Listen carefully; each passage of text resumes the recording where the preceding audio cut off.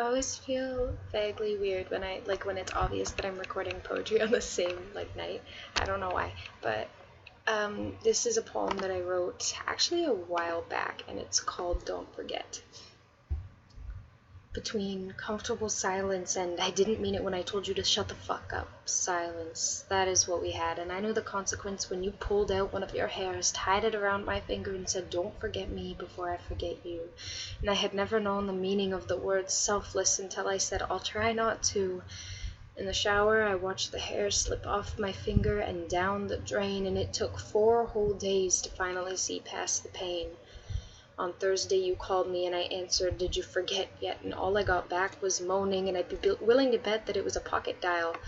Well, that's if I was willing to believe you had clothing on at all, and you had me shaking and begging for it to be a nightmare, skin starting to crawl and itch, any memory that had begun to slip falling back into my mind, etched there with your face, the way that you bite your lip after you kissed, branded next to the image of you rolling your eyes and turning away when you're pissed.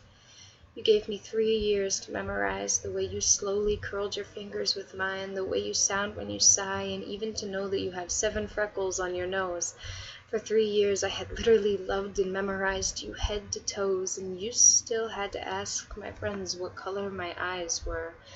3 years, and for you, with the blink of an eye, they were a blur, a fragment of what made you who you are today. One of the experiences you could say that you learned from your mistakes. And if we're learning, then, darling, you taught me that mistakes are beautiful and always worthwhile, and I only wish you saw it the same way. I loved you first, and I'll love you last. Thank you for the future and the past.